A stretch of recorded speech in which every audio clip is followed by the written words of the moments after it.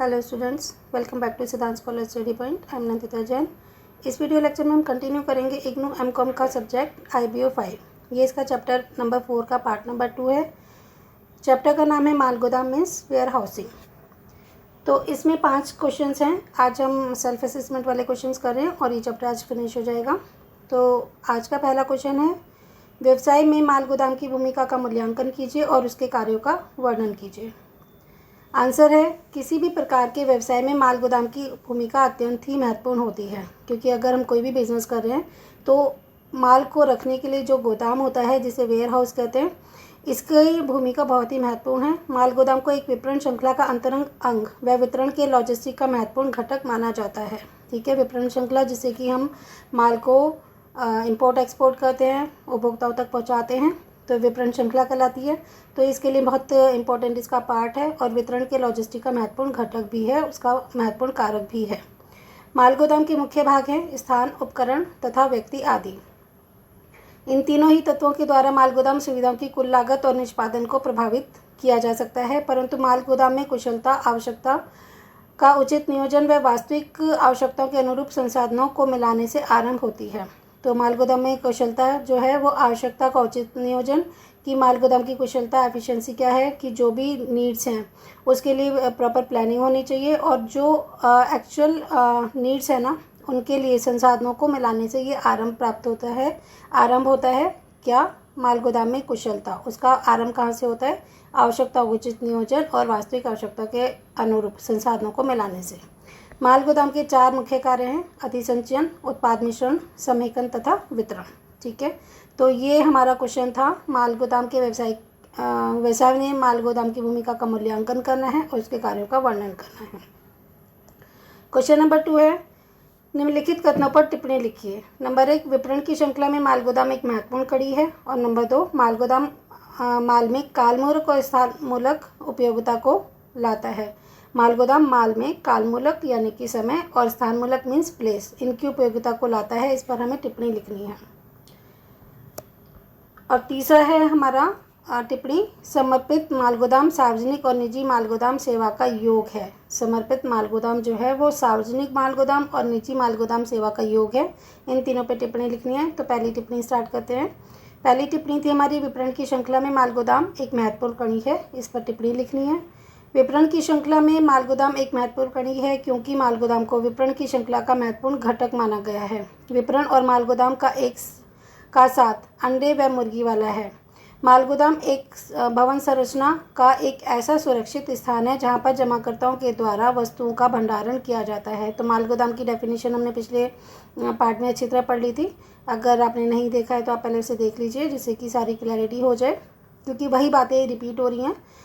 तो पहला पार्ट देखना बहुत ज़रूरी है इस पार्ट को करने से पहले। ओके, तो जैसे विपणन और माल गोदाम का साथ अंडे मुर्गी वाला है, इसमें क्या मतलब था कि जैसे कि हमें ये नहीं पता कि अंडा पहले आया या मुर्गी पहले आई। ठीक है, और अंडा और मुर्गी तो ये एक साथ चलने वाली चीज़ हैं। तो इसी तरह विपणन और माल गोदाम, कि हमें लॉजिस्टिक करना है, विपणन करना है, डिस्ट्रीब्यूशन करना है, तो माल गोदाम और विपणन ये दोनों एक साथ चलने वाली चीज़ें हैं।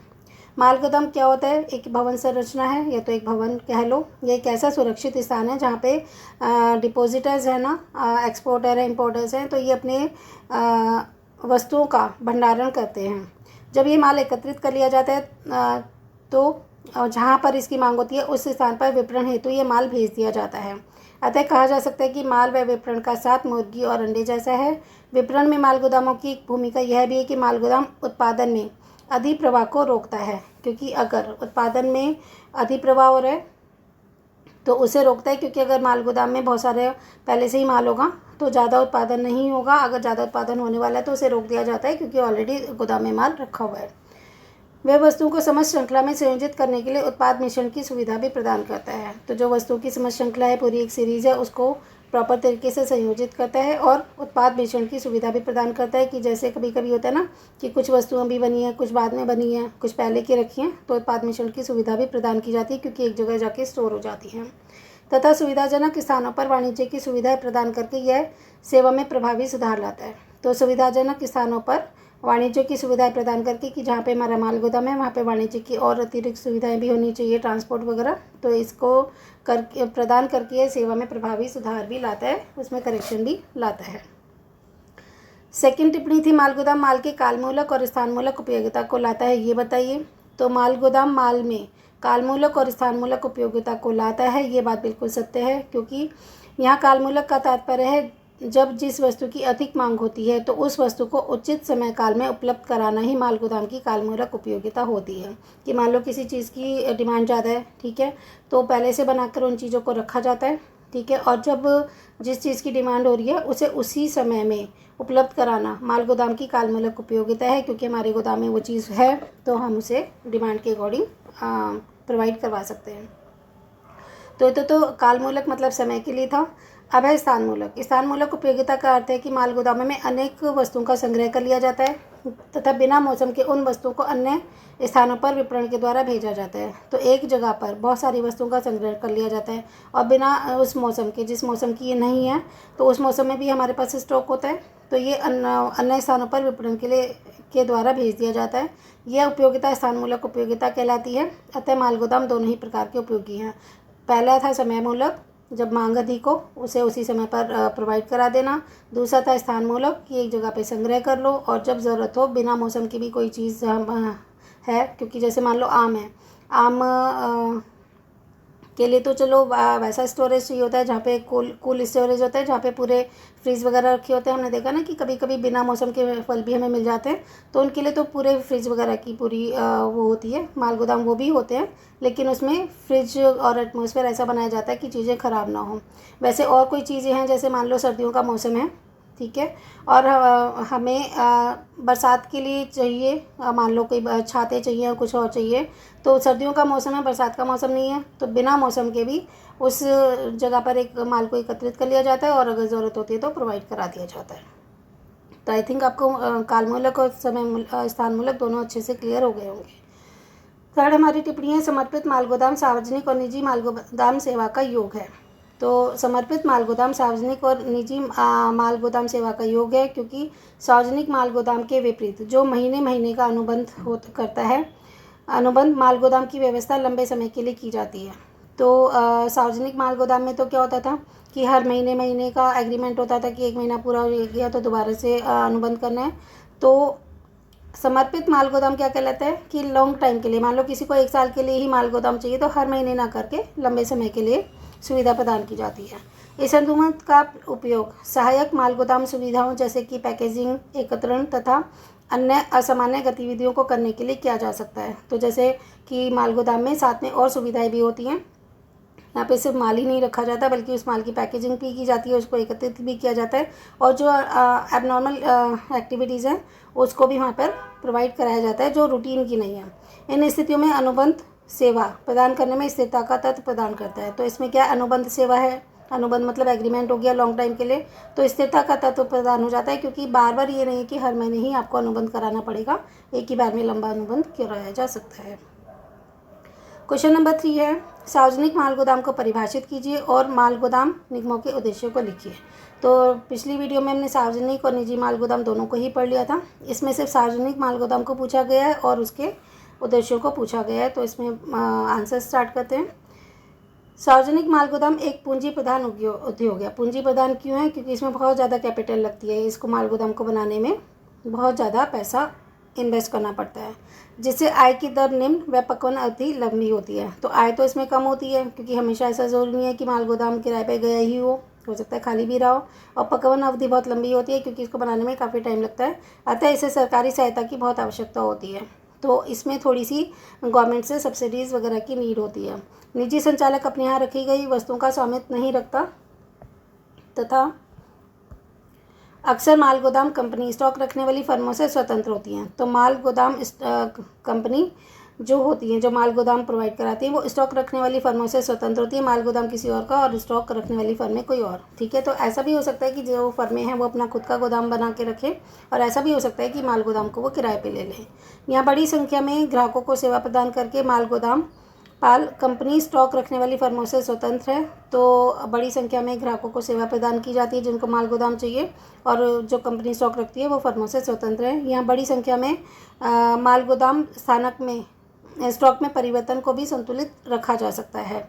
तो माल गोदाम पाल स्टॉक में परिवर्तन को संतुलित रखा जाता है तथा यहाँ संग्रह योग्य स्थान तथा कार्मिकों हेतु सापेक्षता स्थिर मांग विकसित की जाती है। तो संग्रह योग्य स्थान यहाँ पे जहाँ पे चीज़ों को अच्छी तरीके से रखा जा सके, वो ख़राब ना हो, और कार्मिकों हेतु स्थिर मांग विकसित की जाती है कि जैसे कि हमें पता है कि हमारे पास ये स्टॉक हमेशा रहेगा, तो मांग स्थिर होती है, उसको विकसित किया जा सकता है क्योंकि स्टॉक में हो गई तो कभी भी आप उस चीज़ को प्रोवाइड करा सकते हैं।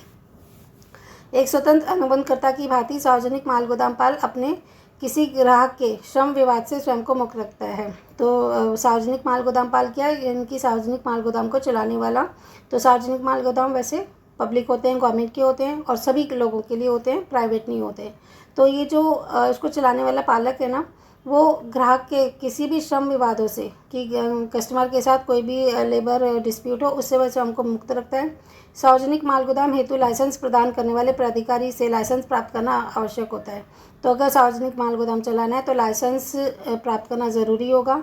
ऑफिसर के पास जो भी ये प्रोवाइड कराता है उससे लाइसेंस लेना ज़रूरी हो जाता है। लाइसेंस देने वाला प्राधिकारी लाइसेंस प्रदान करने से पूर्व गोदाम की भंडारण योग्य क्षमता के विषय में स्वयं को आश्वस्त कर लेता है। तो वो जो ऑफिसर है जो लाइसेंस प्रोवाइड कराता है वो ऐसे ही लाइसेंस नहीं देता, वो देने से पहले गोदाम की भंडारण क्षमता को देख लेता है कि इस गोदाम में कितना स्टॉक रखने की क्षमता है, और उसी हिसाब से उसको अगर वो सेटिस्फाइड है तो लाइसेंस प्रोवाइड करा देगा। तो माल गोदाम निगमों के उद्देश्य निम्नलिखित है। नंबर 1, परकाम्य पत्रों का सृजन करना जिससे कि उत्पादक, डीलर व अन्य लाभ हेतु वाणिज्यिक बैंकों द्वारा साख विस्तार के लिए उपकरण प्रदान किए जा सके। तो ये जो ये ऐसे लेटर्स होते हैं ना, ऐसे पत्र जिससे कि जो उत्पादक है, प्रोड्यूसर, डीलर जो उस चीज़ को दूसरे लोगों तक पहुंचाता है, और अन्य लाभ हेतु जो वाणिज्यिक बैंक है, जो कमर्शियल बैंक है, साख विस्तार के लिए, गुडविल के लिए उपकरण प्रदान किया जा सके। तो ऐसे अगर लेटर्स हैं तो इसके लिए अगर बैंकों से लोन चाहिए तो उसको as a security, as a mortgage रखवाया जा सकता है, गिरवी रखवाया जा सकता है।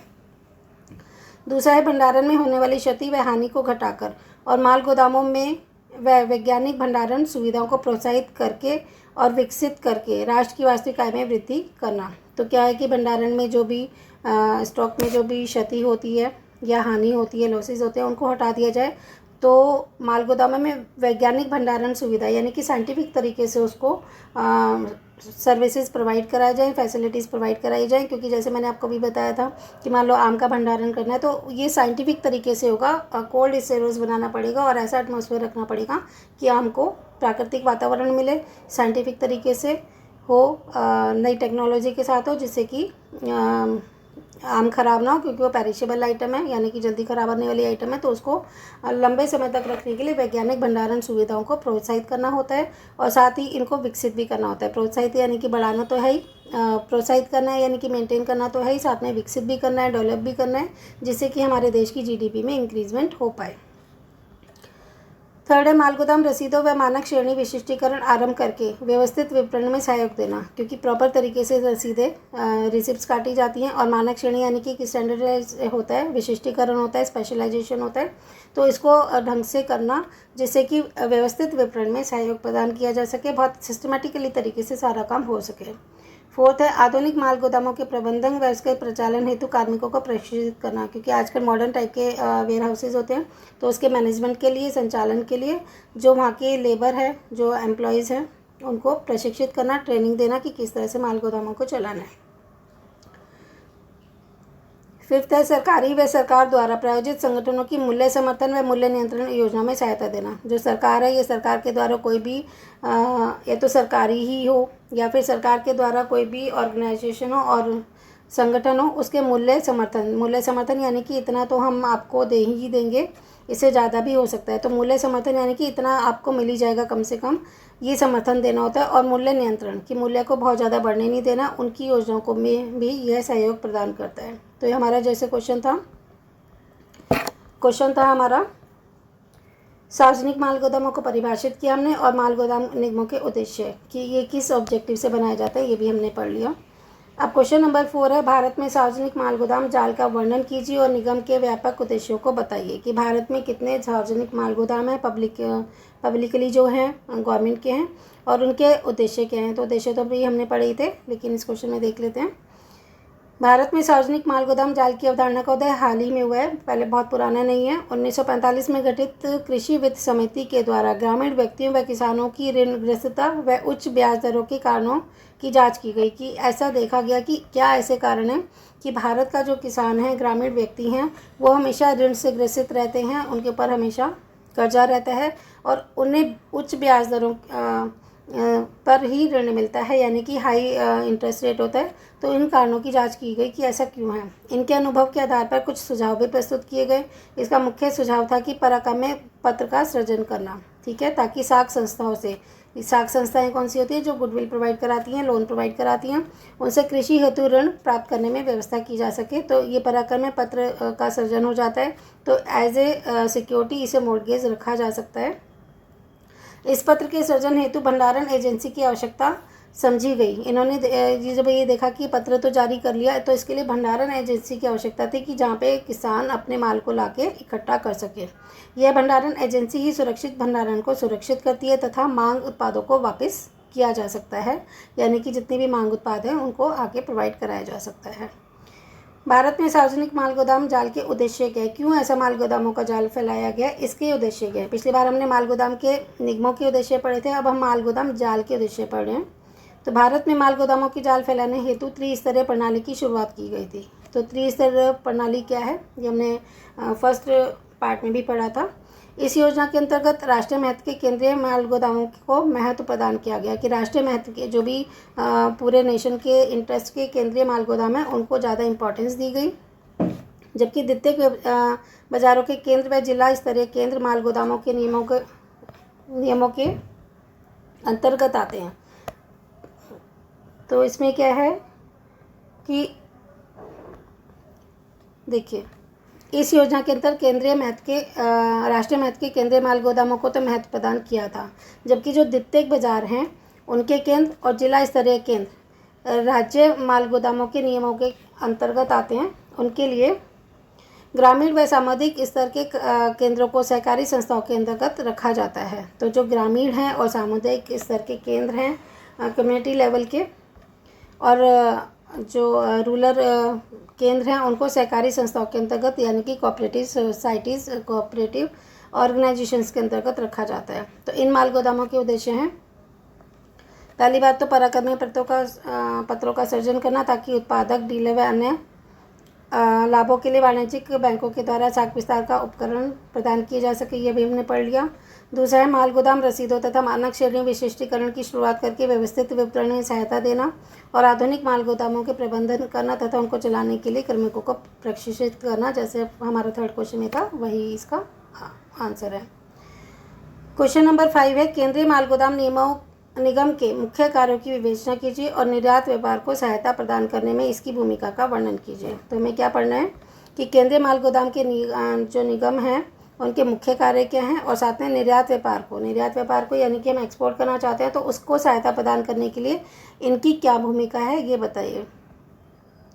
तो आंसर है, केंद्रीय माल गोदाम के मुख्य कार्य क्या हैं। नंबर 1, 1957 में किराए के गोदामों में 7000 मीटर टन क्षमता के साथ 7 माल गोदामों के साथ इसने कार्य शुरू किया था, वह ज़बरदस्त विकास किया गया। तो 1957 में किराए के माल गोदाम थे, उसमें 7000 मिलियन टन क्षमता के साथ 7000 मिलियन टन क्षमता थी, जिस इतने सामान को रखा जा सकता था गोदामों में। तो इसने 7 माल गोदामों के साथ, ऐसे 7 माल गोदाम थे टोटल, उसमें कार्य शुरू किया था और इसमें बहुत ज़्यादा डेवलपमेंट की थी।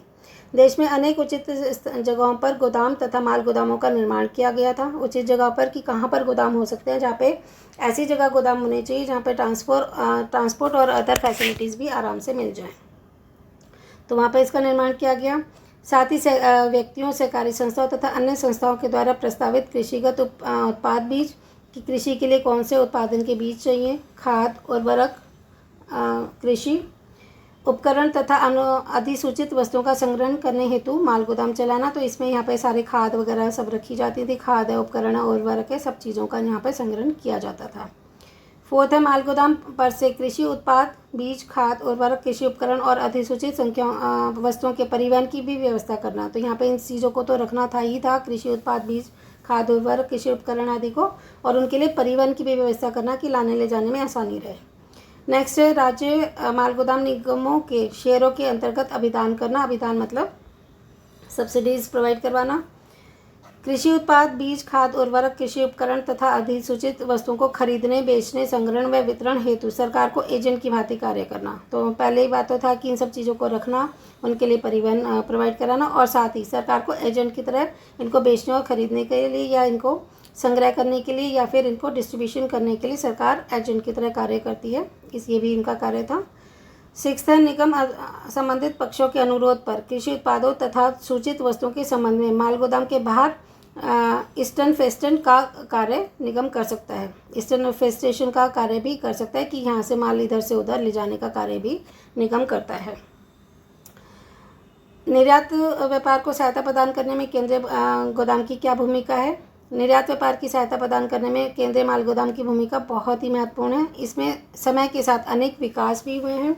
1998 की शुरुआत में केंद्रीय माल गोदाम निगम भारत में 7.22 मिलियन टन क्षमता के साथ 459 माल गोदाम चला रहा है। ठीक है, तो हमने देखा था कि 1957 में इसकी शुरुआत हुई थी, तब 7 माल गोदाम थे।